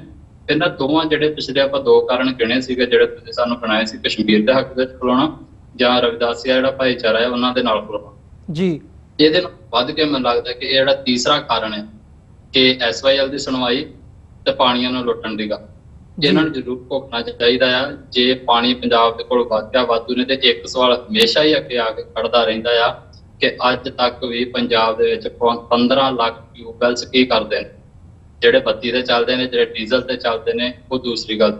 ਪਰ ਇਹ 15 ਲੱਖ ਟਿਊਬਵੈਲ ਜ਼ਮੀਨ ਹੇਠੋਂ ਜ਼ਮੀਨ ਦਾ ਸੀਨਾ ਪਾੜ ਕੇ ਪਾਣੀ ਕਿਉਂ ਕੱਢਦੇ ਪਏ ਨੇ, ਇਹਦਾ ਜਵਾਬ ਸਾਨੂੰ ਚਾਹੀਦਾ ਹੈ ਜੇ ਵਾਕਿਆ ਹੀ ਪੰਜਾਬ ਕੋਲ ਵਾਧੂ ਪਾਣੀ। ਜੀ ਬਿਲਕੁਲ। ਸੋ ਇਸ ਗੱਲ ਤੋਂ ਕੀ ਇਨਕਾਰ, ਮਤਲਬ ਮੈਂ ਸਵਾਲ ਜੇ ਰੀਫਰੇਜ਼ ਕਰਾਂ, ਇਸ ਗੱਲ ਤੋਂ ਨਹੀਂ ਇਨਕਾਰ ਕੀਤਾ ਜਾ ਸਕਦਾ ਕਿ ਪਾਣੀ ਨੂੰ, ਵਾਟਰ ਨੂੰ ਐਜ਼ ਅ ਵੈਪਨ ਯੂਜ਼ ਕੀਤਾ ਜਾ ਸਕਦਾ ਪੰਜਾਬ ਦੇ ਖਿਲਾਫ, ਪੰਜਾਬ ਦੇ ਲੋਕਾਂ ਦੇ ਖਿਲਾਫ, ਕਿਉਂਕਿ ਖਾਸ ਤੌਰ ਤੇ ਮੋਦੀ ਸਰਕਾਰ ਦੇ ਖਿਲਾਫ ਜਾਂ ਹਿੰਦੂਤਵਾਦੀ ਜਿਹੜੀ ਆਈਡੀਓਲੋਜੀ ਆ ਉਹਦੇ ਖਿਲਾਫ ਪੰਜਾਬ ਨੇ ਹਮੇਸ਼ਾ ਜਿਹੜਾ ਹੈ ਇੱਕ ਡਟਵਾਂ ਜਿਹੜਾ ਮੁਕਾਬਲਾ ਹੈ ਉਹ ਕੀਤਾ, ਤੇ ਹਮੇਸ਼ਾ ਡਾਇਸੈਂਟ ਦੀ ਜਿਹੜੀ ਵਿਰੋਧ ਦੀ ਆਵਾਜ਼ ਹੈ ਉਹ ਪੰਜਾਬ ਦੇ ਵਿੱਚੋਂ ਨਿਕਲੀ ਹੈ, ਖਾਸ ਤੌਰ ਤੇ ਮੋਦੀ ਸਰਕਾਰ ਦੇ ਖਿਲਾਫ। ਸੋ ਜੋ 1988 ਦੇ ਵਿੱਚ ਹੋਇਆ ਸੀ, ਹੜ੍ਹ ਲਿਆਂਦੇ ਗਏ ਸੀ, ਉਹੀ ਜਿਹੜੀ ਚੀਜ਼, ਉਹੀ ਜਿਹੜਾ ਵਰਤਾਰਾ ਹੈ ਉਹ ਹੁਣ ਜਾਣਬੁੱਝ ਕੇ ਵੀ ਕੀਤਾ ਜਾ ਸਕਦਾ ਹੈ ਜਾਂ ਕੀਤਾ ਜਾ ਰਿਹਾ ਹੈ। ਜਿਹੜਾ ਵੈਪਨ ਹੈ, ਜਿਹੜਾ ਹਥਿਆਰ ਆ, ਕੁਦਰਤ ਦੇ ਜਿੱਦਾਂ ਮੈਂ ਜਿੱਥੋਂ ਗੱਲ ਸ਼ੁਰੂ ਕੀਤੀ ਅਸੀਂ ਉਸੇ ਦੇ ਉੱਤੇ ਕੇਂਦਰਿਤ ਰਹਿਣਾ ਹੈ ਕਿ ਕੁਦਰਤੀ ਵਰਤਾਰੇ ਕੀ, ਕੁਦਰਤ ਦੇ ਕੁਝ ਹਥਿਆਰ ਜਿਸ ਦੇ ਵਿੱਚ ਅੱਗ, ਪਾਣੀ, ਪੱਥਰ, ਮਿੱਟੀ, ਇਹ ਸਾਰੇ ਕੁਦਰਤ ਦੇ ਹਥਿਆਰ ਨੇ। ਉਹਨੂੰ ਕਿਹੜੇ ਤਰੀਕੇ ਨਾਲ ਵਰਤਦਾ ਆ ਤੇ ਕੁਦਰਤ ਜਾਣਦੀ ਹੈ ਜੀ। ਇੱਕ ਗੱਲ ਇਹ ਆ ਕਿ ਪਾਣੀ ਇੱਕ ਜ਼ਬਰਦਸਤ ਹਥਿਆਰ ਹੈ। ਤੁਸੀਂ ਅੱਜ ਹੀ ਵੇਖੋ ਬਹੁਤ ਸਾਰੇ ਧਰਨਿਆਂ ਦੇ ਉੱਤੇ ਜਦੋਂ ਲੋਕ ਜਾਂਦੇ ਨੇ ਤੇ ਕਿਹੜੀ ਚੀਜ਼ ਦੀ ਬੌਛਾੜਾਂ ਕੀਤੀਆਂ ਜਾਂਦੀਆਂ ਨੇ, ਪੁਲਿਸ ਵੱਲੋਂ ਪਾਣੀ ਮਾਰਿਆ ਜਾਂਦਾ ਨਾ ਜੀ। ਸੋ ਉਹਦਾ ਰੂਪ ਅਲੱਗ ਹੋ ਸਕਦਾ ਹੈ ਕਿ ਉਹਨੂੰ ਕਿਹੜੇ ਤਰੀਕੇ ਨਾਲ ਤੁਸੀਂ ਵਰਤਣਾ ਹੈ। ਤੁਸੀਂ ਉਹਨੂੰ ਪਹਿਲਾਂ ਹੀ ਕਈ ਸਾਲਾਂ ਤੱਕ ਭਾਖੜੇ ਦੇ ਵਿੱਚ ਬੰਨ ਮਾਰ ਕੇ ਰੱਖੋ ਤੇ ਬਾਅਦ ਵਿੱਚ ਇੱਕਦਮ ਛੱਡੋ, ਇਹ ਵੀ ਇੱਕ ਹਥਿਆਰ ਹੈ। ਸੋ ਪਾਣੀ ਨੂੰ ਐਸੇ ਹਥਿਆਰ ਯੂਜ਼ ਕਰਨਾ ਕੋਈ ਵੱਡੀ ਗੱਲ ਨਹੀਂ ਕਿ ਇਹ ਹੈਗਾ ਆ, ਇਸ ਫੈਕਟਰ ਤੋਂ ਕੋਈ ਮੁਨਕਰ ਨਹੀਂ ਹੋ ਸਕਦਾ। ਸੋ ਜਿਹੜਾ 88 ਦੇ ਵਿੱਚ ਆਇਆ ਉਦੋਂ ਵੀ ਇਹਨਾਂ ਇੱਕ ਹਥਿਆਰ ਦੇ ਤੌਰ ਤੇ ਯੂਜ਼ ਕੀਤਾ, ਜਦੋਂ ਦੂਜੇ ਹਥਿਆਰਾਂ ਦੇ ਨਾਲ ਜਿਹੜੇ ਮੈਨ ਮੇਡ ਆ ਖੌਲ ਬਣਾਏ ਗਏ ਉਹਨਾਂ ਦੇ ਨਾਲ ਜੇ ਲਹਿਰ ਨਹੀਂ ਸੀ ਮੱਧਮ ਪੈ ਰਹੀ, ਇਹਨਾਂ ਕੁਦਰਤੀ ਜਿਹੜਾ ਹਥਿਆਰ ਸਾਂਭਿਆ ਪਿਆ ਸੀ ਉਸਦਾ ਇਸਤੇਮਾਲ ਕੀਤਾ ਤੇ ਸਾਡੇ ਜਿਹੜੇ ਸੰਘਰਸ਼ ਯੋਧੇ ਉਹਨਾਂ ਨੂੰ ਐਲੀਮੀਨੇਟ ਕੀਤਾ। ਸੇਮ ਤਰੀਕੇ ਦੇ ਨਾਲ ਹੀ ਇਸ ਵਾਰ ਵੀ ਉਸ ਨੂੰ ਜਿਹੜਾ ਹੈ ਇਹਨਾਂ ਨੇ ਇੱਕ ਹਥਿਆਰ ਦੇ ਤੌਰ ਤੇ ਉੱਤੇ ਵਰਤਿਆ ਔਰ ਇਹ ਫਿਊਚਰ ਦੇ ਵਿੱਚ ਵੀ ਇਵੇਂ ਹੀ ਪਿਆਰ ਹੋਵੇਗਾ ਜਦੋਂ ਤੱਕ ਜਿਹੜਾ ਭਾਖੜੇ ਦਾ ਬੋਰਡ ਆ ਉਹਦੇ ਵਿੱਚ ਸੈਂਟਰ ਦੇ ਨੁਮਾਇੰਦੇ ਰਹਿਣਗੇ। ਤੁਸੀਂ ਵੇਖੋ ਨੁਕਸਾਨ ਸਾਰਾ ਪੰਜਾਬ ਦਾ ਹੁੰਦਾ ਆ, ਪਰ ਜਿਹੜੇ 9 ਨੁਮਾਇੰਦੇ ਨੇ ਭਾਖੜੇ ਦੇ ਉਹਦੇ ਵਿੱਚ ਸਿਰਫ ਇੱਕ ਪੰਜਾਬ ਦਾ ਹੈ। ਤੁਸੀਂ ਮੈਨੂੰ ਆਪ ਦੱਸੋ ਕਿ ਕੀ ਇਹ ਦਰਿਆ ਰਾਜਸਥਾਨ ਦੇ ਵਿੱਚੋਂ ਲੰਘਦਾ ਹੈ? ਜੇ ਨਹੀਂ ਲੰਘਦਾ ਤੇ ਰਾਜਸਥਾਨ ਦਾ ਨੁਮਾਇੰਦਾ ਇਸ ਬੋਰਡ ਦੇ ਵਿੱਚ ਕੀ ਕਰਦਾ ਜੀ? ਕੀ ਇਸ ਵਾਰ ਰਾਜਸਥਾਨ ਦਾ ਹੋਇਆ? ਜੇ ਨਹੀਂ ਹੋਇਆ ਤੇ ਰਾਜਸਥਾਨ ਦਾ ਨੁਮਾਇੰਦਾ ਉੱਥੇ ਕਾਹਦੇ ਵਾਸਤੇ ਹੈ? ਜੇ ਇਹ ਜਿਹੜਾ ਪਾਣੀ ਮਗਰ ਢੱਕਿਆ ਗਿਆ ਹੈ ਭਾਖੜੇ ਦਾ, ਕੀ ਉਹ ਰਾਜਸਥਾਨ ਦੀ ਜ਼ਮੀਨ ਤੇ ਢੱਕਿਆ ਗਿਆ? ਜੇ ਨਹੀਂ ਢੱਕਿਆ ਗਿਆ ਤੇ ਰਾਜਸਥਾਨ ਦਾ ਨੁਮਾਇੰਦਾ ਉੱਥੇ ਕਿਸ ਵਾਸਤੇ? ਤੇ ਸਵਾਲ ਨਹੀਂ ਸਾਡੇ। ਜਦੋਂ ਭਾਖੜਾ ਬੋਰਡ ਦਾ ਕੁਝ ਲੈਣ ਦੇਣ ਹੀ ਨਹੀਂ ਆ ਰਾਜਸਥਾਨ ਦੇ ਨਾਲ ਤੇ ਉਹਦਾ ਨੁਮਾਇੰਦਾ ਉੱਥੇ ਕਿਸ ਕਰਕੇ ਰੱਖਿਆ ਗਿਆ? ਔਰ ਜਿਹੜੇ ਖਿੱਤੇ ਦੇ ਸਭ ਤੋਂ ਜ਼ਿਆਦਾ ਪ੍ਰਭਾਵਿਤ ਹੋਣਾ ਹੈ ਉਸਦਾ ਸਿਰਫ ਇੱਕ ਨੁਮਾਇੰਦਾ ਕਿਉਂ? ਜੀ ਇਸੇ ਕਰਕੇ ਹੈ ਕਿ ਜੇ ਉਹ ਇੱਕ ਵਿਰੋਧ ਵੀ ਕਰੇ ਤੇ 8 ਜਾਣੇ ਉਸ ਦਾ ਧਿਆਨ ਵਰਤ ਸਕਣ, ਤੇ ਇਹ ਉਦੋਂ ਤੱਕ ਨਾ ਵਰਤਦੇ ਰਹਿਣਾ ਜਦੋਂ ਤੱਕ ਇਹ ਬੋਰਡ ਜਿਹੜਾ ਪੰਜਾਬ ਕੋਲ ਨਹੀਂ ਆ ਜਾਂਦਾ ਜਾਂ ਇਸ ਦੀ ਜਿਹੜੀ ਮੈਨੇਜਮੈਂਟ ਆ ਉਹ ਪੰਜਾਬ ਕੋਲ ਨਹੀਂ ਆ ਜਾਂਦੀ। ਔਰ ਜਦੋਂ ਆਏਗੀ ਸਿਰਫ ਐਜ਼ ਏ ਹਥਿਆਰ ਦੇ ਤੌਰ ਤੇ ਇਹਨੂੰ ਯੂਜ਼ ਕਰਨਾ ਹੀ ਨਹੀਂ, ਪੰਜਾਬ ਦੇ ਕੋਲ ਸਰਪਲਸ ਇਲੈਕਟ੍ਰਿਸਿਟੀ ਹੋਵੇਗੀ ਜਿਹੜੀ ਕਿ ਅੱਜ ਅਸੀਂ 7-7, 8-8 ਰੁਪਏ ਪਰ ਯੂਨਿਟ ਵਰਤਦੇ ਪਏ ਆ। ਅਸੀਂ ਇਹ ਦਿੱਲੀ ਨਾਲੋਂ ਵੀ ਸਸਤੀ ਕਰ ਸਕਦੇ ਹਾਂ ਜੀ। ਸਾਨੂੰ ਤੇ ਲੋਕਾਂ ਨੂੰ ਇਹਨਾਂ ਨੇ ਸ਼ਰਮ ਦਿਵਾਉਣੀ ਸ਼ੁਰੂ ਕਰ ਦਿੱਤੀ ਹੈ ਕਿ ਦਿੱਲੀ ਵਰਗਾ ਜਿਹੜਾ ਇੱਕ ਖਿੱਤਾ ਆ ਉਹ ਫ੍ਰੀ ਇਲੈਕਟ੍ਰਿਸਿਟੀ ਦੇ ਰਿਹਾ ਕੁਝ ਹੱਦ ਤੱਕ ਯੂਨਿਟਸ ਦੀ, ਤੇ ਇਹ 6-7 ਰੁਪਏ ਤੋਂ ਸ਼ੁਰੂ ਕਰਦੇ ਪਏ ਨੇ ਜਿਹੜੇ ਕਿ ਸਰਪਲਸ ਹੋ ਸਕਦੇ। ਸੋ ਜੇ ਬੋਰਡ ਦੀ ਮੈਨੇਜਮੈਂਟ ਜਿਹੜੀ ਆ ਪੰਜਾਬ ਦੇ ਕੋਲ ਹੋਵੇ ਤੇ ਇਦਾਂ ਦੇ ਹਾਲਾਤ ਜਿਹੜੇ ਨੇ ਕਦੇ ਵੀ ਪੈਦਾ ਨਹੀਂ ਹੋਣਗੇ, ਇਸ ਗੱਲ ਦੀ ਅਸੀਂ ਗਾਰੰਟੀ ਦਿੰਦੇ ਹਾਂ। ਔਰ ਪਲੱਸ ਉਹਦੇ ਨਾਲ ਜਿਹੜੀ ਇਲੈਕਟ੍ਰਿਸਿਟੀ ਆ ਪੰਜਾਬ ਦੀ, ਉਹ ਪੰਜਾਬ ਦੇ ਬਹੁਤ ਸਾਰੇ ਲੋਕਾਂ ਨੂੰ ਫ੍ਰੀ ਮਿਲ ਸਕਦੀ ਆ ਔਰ ਕਾਫੀ ਹੱਦ ਤੱਕ ਯੂਨਿਟਸ ਜਿਹੜੇ ਨੇ ਫ੍ਰੀ ਦਿੱਤੇ ਜਾ ਸਕਦੇ ਨੇ ਜੇ ਭਾਖੜਾ ਬੋਰਡ ਦਾ ਜਿਹੜਾ ਆ ਪੰਜਾਬ ਦੇ ਹਵਾਲੇ ਕੀਤਾ ਜਾਵੇ। ਸੋ ਜਦੋਂ ਤੱਕ ਸੈਂਟਰ ਤੇ ਖੁਦ ਰਹੇਗਾ ਪੰਜਾਬ ਦੇ ਤੇ ਹਮੇਸ਼ਾ ਇੱਕ ਖਤਰੇ ਦੀ ਜਿਹੜੀ ਤਲਵਾਰ ਹੈ ਉਹ ਲੰਕਦੀ ਰਹੇਗੀ। ਉਹ ਕਦੋਂ ਜੀ ਚਾਹਵੇ ਪੰਜਾਬ ਦਾ ਜਿਹੜਾ ਗਲਾ ਆ ਉਹਦੇ ਨਾਲ ਕੱਢ ਸਕਦੀ ਆ। ਜੇ ਉਹ ਸਾਡੇ ਕੋਲ ਹੋਵੇ ਤਾਂ ਅਸੀਂ ਉਸੇ ਹੀ ਤਲਵਾਰ ਨੂੰ, ਉਸੇ ਹੀ ਹਥਿਆਰ ਨੂੰ ਆਪਣੀ ਰੱਖਿਆ ਲਈ ਵੀ ਵਰਤ ਸਕਦੇ ਹਾਂ। ਸੋ ਗੱਲ ਇਹ ਹੈ ਕਿ ਹੱਥ ਕੇ ਜੇ ਉਹ ਹੱਥ ਦੁਸ਼ਮਣ ਦੇ ਆ ਤੇ ਉਹ ਤੁਹਾਡੇ ਲਈ ਮਾਰੂ ਹਥਿਆਰ ਆ, ਜੇ ਉਹ ਹੱਥ ਤੁਹਾਡੇ ਆ ਤੇ ਉਹ ਤੁਹਾਡਾ ਰੱਖਿਆ ਵਾਲਾ ਹਥਿਆਰ ਹੈ। ਭਾਖੜਾ ਜਿਹੜਾ ਇਸ ਵਕਤ ਇਸੇ ਤਰੀਕੇ ਨਾਲ ਹੀ ਬਣਿਆ ਪਿਆ ਆ, ਇੱਕ ਹਥਿਆਰ ਆ। ਜਦੋਂ ਤੱਕ ਉਹ ਸੈਂਟਰ ਦੇ ਹੱਥ ਆ ਪੰਜਾਬ ਦੇ ਲਈ ਇੱਕ ਮਾਰੂ ਹਥਿਆਰ ਆ, ਜਿੱਦਣ ਉਹ ਪੰਜਾਬ ਦੇ ਕੋਲ ਆਵੇਗਾ ਪੰਜਾਬ ਦਾ ਰੱਖਿਅਕ ਹਥਿਆਰ ਵੀ ਬਣ ਸਕਦਾ ਹੈ। ਸੋ ਉਸ ਨੂੰ ਕਿਸ ਤਰੀਕੇ ਨਾਲ ਚਲਾਉਣਾ ਆ ਕਿ ਪੰਜਾਬ ਦੇ ਲੋਕਾਂ ਤੱਕ ਆ ਪੰਜਾਬ ਦੇ ਭਗਤ ਇਸ ਗੱਲ ਦੀ ਡਿਮਾਂਡ ਕਰਨ, ਪੋਲੀਟੀਕਲ ਪਾਰਟੀਆਂ ਦੇ ਉੱਤੇ ਪ੍ਰੈਸ਼ਰ ਬਣਾਉਣ ਕਿ ਉਹ ਭਾਖੜੇ ਦਾ ਜਿਹੜਾ ਮੈਨੇਜਮੈਂਟ ਹੈ ਉਹਨੂੰ ਆਪਣੇ ਹੱਥ ਵਿੱਚ ਲੈ ਜੀ। ਤੇ ਪਰਮਜੀਤ ਸਿੰਘ ਜੀ, ਜੇ ਗੱਲ ਹੁਣ ਰਾਹਤ ਕਾਰਜਾਂ ਦੀ ਕਰੀਏ, ਜਿਵੇਂ ਇਹ ਸਾਰੇ ਪਾਰਟ ਤੋਂ ਬਾਅਦ ਹੁਣ ਹਜ਼ਾਰਾਂ ਏਕੜ ਜਿਹੜੀ ਫਸਲ ਹੈ ਉਹ ਤਬਾਹ ਹੋ ਚੁੱਕੀ ਹੈ ਤੇ ਜਿਹੜੇ ਲੋਕ ਨੇ ਘਰਾਂ ਦੀਆਂ ਛੱਤਾਂ ਦੇ ਉੱਤੇ ਬੈਠੇ ਆ, ਉਹਨਾਂ ਨੂੰ ਜਿਹੜੀ ਰਸਦ ਹੈ ਉਹ ਵੀ ਪਹੁੰਚਾਈ ਜਾ ਰਹੀ ਹੈ ਤੇ ਜਿਹੜੀਆਂ ਮੈਡੀਕਲ ਸਹੂਲਤਾਂ ਹੈਗੀਆਂ ਨੇ ਉਹ ਵੀ ਪਹੁੰਚਾਈਆਂ ਜਾ ਰਹੀਆਂ ਨੇ। ਤੇ ਜਿਵੇਂ ਨੁਕਸਾਨ ਦੀ ਗੱਲ ਹੋਈ ਹੈ ਵੀ ਪੰਜਾਬ ਸਰਕਾਰ ਮੰਨਦੀ ਹੈ 1700 ਕਰੋੜ ਰੁਪਏ ਦਾ ਜਿਹੜਾ ਨੁਕਸਾਨ ਹੈ ਉਹ ਆਪਣੇ ਮੂੰਹੋਂ ਸਰਕਾਰ ਨੇ ਮੰਨਿਆ ਤੇ 1000 ਕਰੋੜ ਦੀ ਜਿਹੜੀ ਸਪੈਸ਼ਲ ਪੈਕੇਜ ਦੀ ਮੋਦੀ ਸਰਕਾਰ ਤੋਂ ਮੰਗ ਕੀਤੀ ਹੈ, ਜਿਹੜਾ ਮੋਦੀ ਸਰਕਾਰ ਨੇ ਇੱਕ ਵਾਰ ਜਿਹੜੀ ਪਹਿਲੀ ਸੱਟੇ ਜਿਹਨੂੰ ਕਿਹਾ ਜਾ ਸਕਦਾ ਵੀ ਉਹਨਾਂ ਨੇ ਨਾ ਕਰ ਦਿੱਤੀ ਹੈ ਜਾਂ ਪੰਜਾਬ ਦੀ ਮਦਦ ਨਾ ਕਰਨ ਦਾ ਫੈਸਲਾ ਕੀਤਾ, ਇਹਨੂੰ ਕਿਵੇਂ ਦੇਖਦੇ ਹੋ? ਆਪ ਉਹ ਖਿੱਤਾ ਸੀ ਜਿਹੜਾ ਦੁਨੀਆ ਨੂੰ ਦਿੰਦਾ ਸੀ ਕੁਝ, ਜਿਸ ਦੇ ਅੱਗੇ ਦੁਨੀਆ ਹੱਥ ਅੱਡਦੀ ਸੀ। ਇਹਨਾਂ ਨੇ ਹਾਲਾਤ ਇਹ ਬਣਾ ਦਿੱਤੇ ਕਿ ਅੱਜ ਪੰਜਾਬ ਇਹਨਾਂ ਦੇ ਕੋਲੋਂ ਮੰਗਦਾ ਪਿਆ। ਇਹਨਾਂ ਹਾਲਾਤਾਂ ਦੇ ਵਿੱਚੋਂ ਨਿਕਲਣ ਦੇ ਲਈ ਇਹਨਾਂ ਨੂੰ ਥੋੜੀ ਜਿਹੀ ਸਰਕਾਰਾਂ ਨੂੰ ਸ਼ਰਮ ਕਰਨੀ ਚਾਹੀਦੀ ਆ। ਪੰਜਾਬ ਦੇ ਲੋਕਾਂ ਨੂੰ ਆਪਣਾ ਇਹਨਾਂ ਦੇ ਪ੍ਰਤੀ ਜਿਹੜਾ ਗੁੱਸਾ ਆ ਉਹ ਜ਼ਾਹਰ ਕਰਨਾ ਚਾਹੀਦਾ ਹੈ। ਇਹ ਦੱਸਣ ਕਿ ਜਿਹੜਾ ਨੁਕਸਾਨ ਹੋਇਆ 1700 ਕਰੋੜ ਦਾ ਉਹ ਵੱਖਰਾ, ਜਿੰਨੇ ਕਿ ਕੱਲ ਨੂੰ ਤੁਹਾਡੀ GDP ਵਧਾਉਣੀ ਦੂਸਰਾ ਤੀਸਰਾ ਕਰਨਾ ਉਹ ਵੱਖਰਾ ਜੀ। ਉਤੋਂ ਤੁਸੀਂ 1000 ਕਰੋੜ ਰੁਪਈਆ ਜਿਹੜਾ ਫਿਰ ਮੰਗਦੇ ਪਏ ਹੋ ਕਰਜ਼ੇ ਦੇ ਤੌਰ ਦੇ ਉੱਤੇ ਕਿ ਸਾਨੂੰ ਫਿਰ ਦੇ ਦਿਓ। ਕਿਉਂ? ਸਿਰਫ ਇਸ ਕਰਕੇ ਕਿ ਤੁਹਾਡੀ ਮਿਸਮੈਨੇਜਮੈਂਟ ਹੈ, ਸਿਰਫ ਇਸ ਕਰਕੇ ਕਿ ਤੁਹਾਡਾ ਜਿਹੜਾ ਪਾਣੀਆਂ ਦੇ ਉੱਤੇ ਹੱਕ ਹੈ ਉਹ ਤੁਹਾਡਾ ਨਹੀਂ ਹੈਗਾ। ਇਸ ਕਰਕੇ ਕਦੋਂ ਤੱਕ ਅਸੀਂ ਮੰਗਦੇ ਰਵਾਂਗੇ? ਇੱਥੋਂ ਤੱਕ ਇਹਨਾਂ ਦੇ ਤੇ ਹਾਲਾਤ ਇੱਥੇ ਤੱਕ ਡਿੱਗੇ ਨੇ ਕਿ ਜਿਹੜੀਆਂ ਰਾਜਸਥਾਨ ਲਹਿਰਾਂ ਜਾਂਦੀਆਂ ਨੇ 1000 ਕਰੋੜ ਰੁਪਈਆ ਦੇ ਉਹਦੇ ਲਈ ਮੰਗਦੇ ਨੇ ਕਿ ਅਸੀਂ ਸਫਾਈ ਕਰਨੀ ਆ, ਉਹਦੀ ਸਾਨੂੰ ਦਿਓ ਜੀ। ਇਹਨਾਂ ਨੂੰ ਪੁੱਛੋ ਕਿ ਕੀ ਇਹਨਾਂ ਦੇ ਬਜਟ ਦੇ ਵਿੱਚ ਇਹਨਾਂ ਨੇ ਇਹ 1000 ਕਰੋੜ ਰੁਪਈਆ ਕਦੀ ਰੱਖਿਆ ਕਿ ਅਸੀਂ ਪੰਜਾਬ ਦੀਆਂ ਨਹਿਰਾਂ ਦੀ ਸਫਾਈ ਕਰਨੀ? ਕੀ ਹਰ ਸਾਲ ਪੰਜਾਬ ਦੀਆਂ ਨਹਿਰਾਂ ਦੀ ਸਫਾਈ ਹੁੰਦੀ ਹੈ? ਜਾਂ ਕਿਸੇ ਸਰਕਲ ਦੇ ਵਿੱਚ ਵੀ ਹੁੰਦੀ ਹੈ ਵੀ ਇੱਕ ਸਾਲ ਇੱਕ ਹੋ ਗਈ, ਦੂਸਰੇ ਸਾਲ ਦੂਸਰੇ ਏਰੀਏ ਦੀ ਹੋ ਗਈ, ਤੀਸਰੇ ਸਾਲ ਤੀਸਰੇ ਏਰੀਏ ਦੀ ਹੋ ਗਈ? ਹੁੰਦੀ ਨਹੀਂ ਜੀ। ਸਾਡੇ ਨਹਿਰ ਵਗਦੀ ਹੈ, ਮੈਨੂੰ ਲੱਗਦਾ ਹੈ ਕਿ ਜਦੋਂ ਦੀ ਹੋਸ਼ ਸੰਭਾਲੀ ਇਹਦੇ ਵਿੱਚ ਇੱਕ ਵਾਰ ਸਫਾਈ ਹੋਈ ਹੈ ਸ਼ਾਇਦ, ਉਹ ਵੀ ਇੱਥੇ ਦੇ ਜਿਹੜੇ ਲੋਕ ਨੇ ਉਹਨਾਂ ਨੇ ਆਪ ਕੀਤੀ। ਇੱਥੇ ਦੇ ਹਾਲਾਤ ਇਹ ਨੇ, ਤੁਸੀਂ ਸੈਂਟਰ ਕੋਲੋਂ ਪੈਸੇ ਮੰਗਦੇ ਹੋ ਕਿ ਸਾਨੂੰ ਸਫਾਈ ਕਰਨ ਦਿਓ, ਸਾਨੂੰ ਮੁਆਵਜ਼ਾ ਦੇ ਦਿਓ, ਸਾਨੂੰ ਜਿਹੜਾ ਆ ਉਹ ਹੜ੍ਹ ਪੀੜਤਾਂ ਦੇ ਲਈ 1000 ਕਰੋੜ ਰੁਪਈਆ ਦੇ ਦਿਓ। ਮੈਂ ਕਹਿੰਦਾ ਕਿਉਂ ਇੱਥੇ ਤੱਕ ਹਾਲਾਤ ਲਿਆਂਦੇ ਗਏ ਨੇ ਕਿ ਅਸੀਂ ਮੰਗਣ ਤੇ ਤੁਰ ਪਏ? ਜੇ ਮੰਗਣਾ ਹੀ ਆ ਤਾਂ ਤੁਸੀਂ ਆਪਣਾ ਹੱਕ ਮੰਗੋ, ਭੀਖ ਕਿਉਂ ਮੰਗਦੇ ਹੋ? ਇਸ ਵਕਤ ਤੇ ਭੀਖ ਮੰਗਣ ਵਾਲੀ ਗੱਲ ਹੋਈ ਪਈ ਆ ਨਾ। ਜੇ ਤੁਸੀਂ ਮੰਗਣਾ ਹੀ ਆ ਤਾਂ ਤੁਸੀਂ ਪੰਜਾਬ ਦੇ ਦਰਿਆਈ ਪਾਣੀ ਦਾ ਆਪਣਾ ਹੱਕ ਮੰਗੋ, ਤੁਸੀਂ ਭਾਖੜੇ ਤੇ ਆਪਣਾ ਹੱਕ ਮੰਗੋ। ਉਦੋਂ ਇਹਨਾਂ ਦੀ ਸਾਰਿਆਂ ਦੀ ਜ਼ੁਬਾਨ ਜਿਹੜੀ ਆ ਚੁੱਪ ਹੋ ਜਾਂਦੀ। ਉਦੋਂ ਇਹਨਾਂ ਦੇ ਕੋਲ ਜਿਹੜਾ ਆਪਣਾ ਹੱਕ ਨਹੀਂ ਮੰਗਿਆ ਜਾਂਦਾ ਤੇ ਭੀਖ ਮੰਗਣ ਲੱਗਿਆ ਇਹ ਪੈਰਾਂ ਦੇ ਵਿੱਚ ਪੈ ਜਾਂਦੇ ਨੇ। ਸੋ ਇਹਨਾਂ ਨੂੰ ਸ਼ਰਮ ਆਉਣੀ ਚਾਹੀਦੀ ਇਸ ਗੱਲ ਦੀ।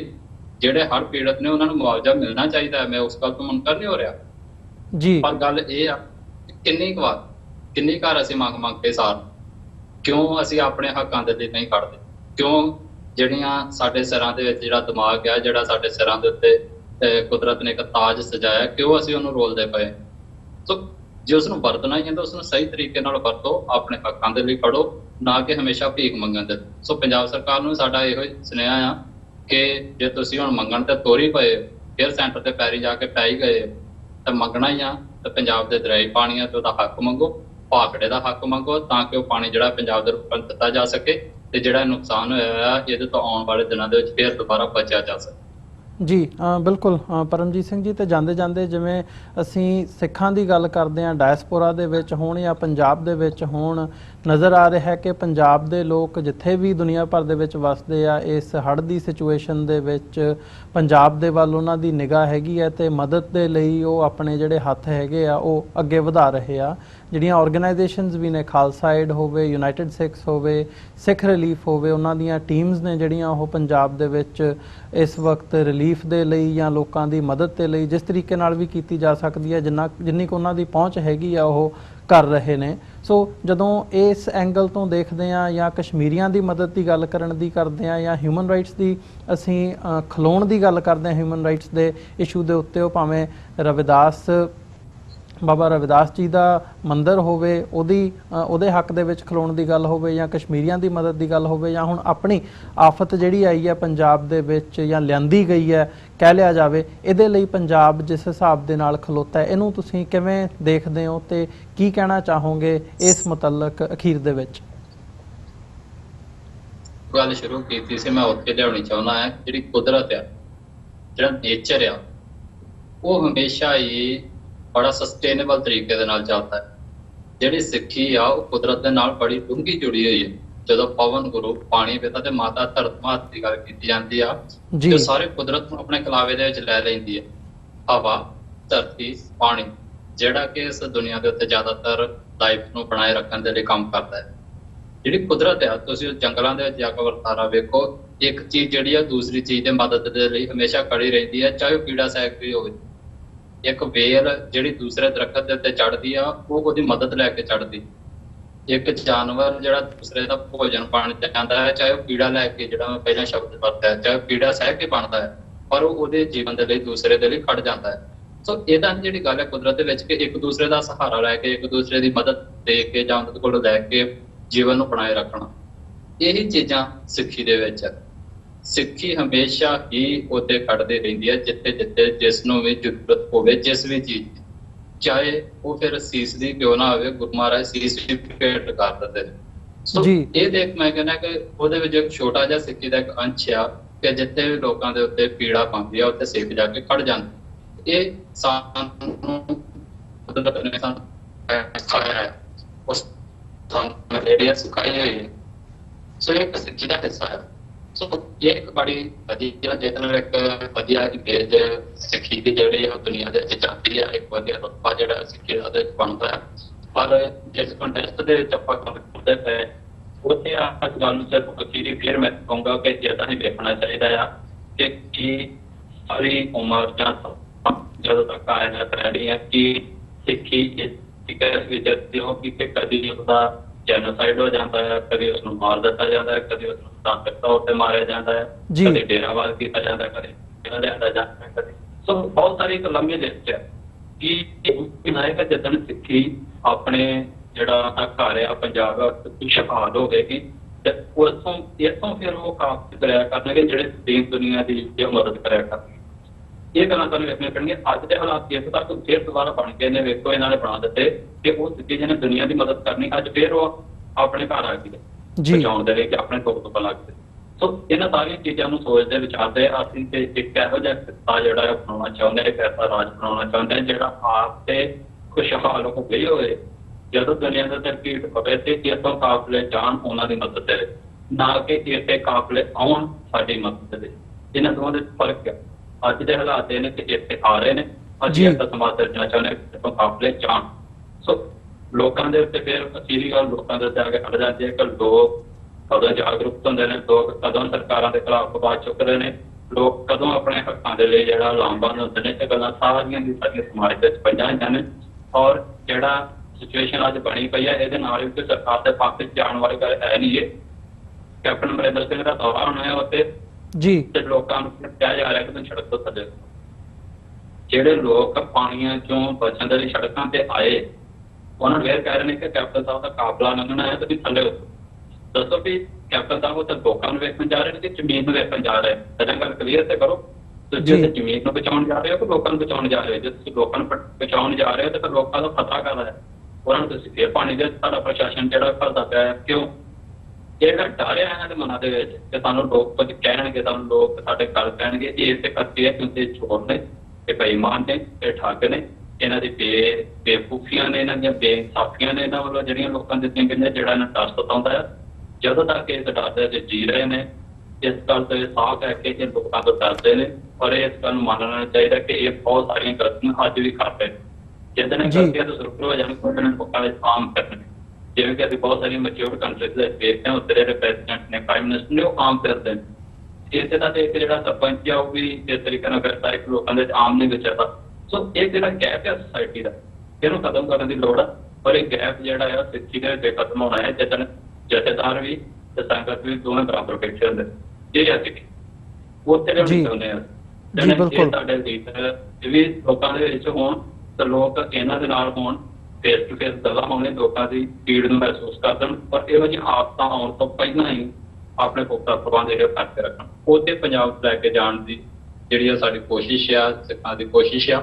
ਇਸ ਗੱਲ ਨੂੰ ਦੂਜੇ ਭਾਈਚਾਰਿਆਂ ਨੂੰ ਵੀ ਸਮਝਣਾ ਚਾਹੀਦਾ ਕਿ ਇਹੋ ਜਿਹਾ ਨੁਕਸਾਨ ਜਦੋਂ ਹੁੰਦਾ ਤਾਂ ਕੋਈ ਸਿੱਖ ਕੌਮ ਦਾ ਨਹੀਂ ਹੁੰਦਾ, ਉਹ ਸਾਰੇ ਪੰਜਾਬ ਦਾ ਹੁੰਦਾ ਹੈ, ਦੂਸਰਿਆਂ ਦਾ ਵੀ ਹੁੰਦਾ ਹੈ। ਸੋ ਐਵੇਂ ਫਾਲਤੂ ਦੇ ਵਿੱਚ ਇਹਨਾਂ ਦੇ ਵਿਰੋਧ ਵਿੱਚ ਖੜ ਜਾਣਾ ਕਿ ਜੀ ਇਹ ਵੱਖਰੀ ਗੱਲ ਕਰਦੇ ਨੇ, ਇਹ ਅੱਤਵਾਦ ਦੀ ਗੱਲ ਕਰਦੇ ਨੇ, ਦੂਸਰੀ ਦੀ। ਸੋ ਇਹ ਗੱਲਾਂ ਸਾਰੀਆਂ ਜਿਹੜੀਆਂ ਨੇ ਉਹਨਾਂ ਸਾਈਡ ਤੇ ਰੱਖ ਕੇ ਵੇਖਣਾ ਚਾਹੀਦਾ ਕਿ ਅਸੀਂ ਵੀ ਕਿਸ ਨਤੀਜੇ ਤੇ ਪਹੁੰਚ ਰਹੇ। ਸੋ ਉੱਥੇ ਪਹੁੰਚਣ ਦੇ ਲਈ ਸਾਰਿਆਂ ਨੂੰ ਯਤਨਸ਼ੀਲ ਹੋਣਾ ਚਾਹੀਦਾ। ਜੀ ਬਿਲਕੁਲ ਪਰਮਜੀਤ ਸਿੰਘ ਜੀ, ਤੁਹਾਡਾ ਬਹੁਤ-ਬਹੁਤ ਧੰਨਵਾਦ। ਤੁਸੀਂ ਆਪਣਾ ਸਮਾਂ ਕੱਢਿਆ ਤੇ ਸਾਡੇ ਨਾਲ ਇਹ ਸਾਰੇ ਇਸ਼ੂ ਦੇ ਉੱਤੇ ਅੱਜ ਵਿਚਾਰਾਂ ਦੀ ਸਾਂਝ ਪਾਈ ਹੈ। ਅੱਜ ਦੇ ਸ਼ੋਅ ਦੇ ਵਿੱਚ ਇੱਥੇ ਹੀ ਇਜਾਜ਼ਤ ਚਾਹਾਂਗੇ ਜੀ। ਫਤਿਹ ਦੀ ਸਾਂਝ ਪਾਈ ਹੈ ਅੰਤ ਦੇ ਵਿੱਚ। ਵਾਹਿਗੁਰੂ ਜੀ ਕਾ ਖਾਲਸਾ, ਵਾਹਿਗੁਰੂ ਜੀ ਕੀ ਫਤਿਹ। ਵਾਹਿਗੁਰੂ ਜੀ ਕਾ ਖਾਲਸਾ, ਵਾਹਿਗੁਰੂ ਜੀ ਕੀ ਫਤਿਹ। ਵਿਊਅਰਸ, ਉਮੀਦ ਕਰਦੇ ਹਾਂ ਜਿਹੜੀ ਅੱਜ ਦੀ ਸਾਡੀ ਇਹ ਗੱਲਬਾਤ ਸੀ, ਵਿਚਾਰ ਚਰਚਾ ਸੀ ਕਿ ਪੰਜਾਬ ਦੇ ਵਿੱਚ ਜਿਹੜੀ ਹੜ੍ਹਾਂ ਦੀ ਸਿਚੁਏਸ਼ਨ ਬਣੀ ਹੋਈ ਹੈ, ਇਹਦੇ ਬਿਹਾਈਂਡ ਕੀ ਨਜ਼ਰ ਆ ਰਿਹਾ ਹੈ, ਕੀ ਕਾਰਨ ਕੀ ਨੇ ਤੇ ਉਹਨਾਂ ਨੂੰ ਕਿਵੇਂ ਇੰਪਰੂਵ ਕੀਤਾ ਜਾ ਸਕਦਾ। ਇਹਦੇ ਤੇ ਸਿੱਖ ਨਜ਼ਰੀਏ ਤੋਂ ਸਿੱਖ ਯੂਥ ਆਫ ਪੰਜਾਬ ਦੇ ਜਿਹੜੇ ਪ੍ਰੈਜ਼ੀਡੈਂਟ ਹੈਗੇ ਆ ਸਰਦਾਰ ਪਰਮਜੀਤ ਸਿੰਘ ਮੰਡ, ਉਹਨਾਂ ਨੇ ਆਪਣੇ ਵਿਚਾਰ ਸਾਡੇ ਨਾਲ ਸਾਂਝੇ ਕੀਤੇ ਆ। ਸੋ ਉਮੀਦ ਕਰਦੇ ਹਾਂ ਇਹ ਗੱਲਬਾਤ ਤੁਹਾਨੂੰ ਜ਼ਰੂਰ ਪਸੰਦ ਆਈ ਹੋਵੇਗੀ ਤੇ ਅੱਜ ਦੇ ਸ਼ੋਅ ਦੇ ਵਿੱਚ ਇੰਨਾ ਹੀ। ਜਾਂਦੇ ਜਾਂਦੇ ਤੁਹਾਡੇ ਚਰਨਾਂ ਦੇ ਵਿੱਚ ਬੇਨਤੀ ਕਰਨਾ ਚਾਹੂੰਗਾ, ਇਸ ਪਲੇਟਫਾਰਮ ਨੂੰ TV84 ਨੂੰ ਅੱਗੇ ਵਧਾਉਣ ਦੇ ਲਈ ਸਾਨੂੰ ਤੁਹਾਡੀ ਸਹਾਇਤਾ ਦੀ ਲੋੜ ਹੈ। TV84 ਨੂੰ ਡੋਨੇਟ ਕਰਨ ਦੇ ਲਈ ਤੁਸੀਂ ਸਾਡੀ ਵੈਬਸਾਈਟ www.tv84.tv ਤੇ ਜਾ ਕੇ ਸਾਨੂੰ ਡੋਨੇਟ ਕਰ ਸਕਦੇ ਹੋ ਤੇ ਮੰਥਲੀ ਡੋਨੇਸ਼ਨਸ ਦੇ ਲਈ ਪਲੈਜ ਕਰ ਸਕਦੇ ਹੋ। ਜੇ ਚੈੱਕ ਰਾਹੀਂ ਡੋਨੇਸ਼ਨਸ ਭੇਜਣੀਆਂ ਚਾਹੁੰਦੇ ਹੋ ਤਾਂ TV84 ਦੇ ਨਾਂ ਦਾ ਚੈੱਕ ਬਣਾ ਕੇ ਤੁਸੀਂ ਸਾਨੂੰ ਸਾਡੇ ਐਡਰੈਸ ਤੇ ਵੀ ਮੇਲ ਕਰ ਸਕਦੇ ਹੋ। 3601 37th ਐਵਨਿਊ, ਲੌਂਗ ਆਈਲੈਂਡ ਸਿਟੀ, ਨਿਊਯਾਰਕ 11101। ਵੈਬਸਾਈਟ ਇੱਕ ਵਾਰ ਫਿਰ ਦੱਸਦੇ ਹਾਂ, www.tv84.tv। ਇਸੇ ਦੇ ਨਾਲ ਵਿਊਅਰਸ, ਅੱਜ ਦੇ ਪ੍ਰੋਗਰਾਮ ਦੇ ਵਿੱਚ ਇੱਥੇ ਹੀ ਤੁਹਾਡੇ ਕੋਲੋਂ ਇਜਾਜ਼ਤ ਚਾਹਾਂਗੇ। ਦੁਬਾਰਾ ਫਿਰ ਕੱਲ੍ਹ ਨੂੰ ਤੁਹਾਡੇ ਨਾਲ ਮੁਲਾਕਾਤ ਹੋਵੇਗੀ। ਤਦ ਤੱਕ ਲਈ ਇਜਾਜ਼ਤ ਦਿਓ ਜੀ। ਵਾਹਿਗੁਰੂ ਜੀ ਕਾ ਖਾਲਸਾ, ਵਾਹਿਗੁਰੂ ਜੀ ਕੀ ਫਤਿਹ।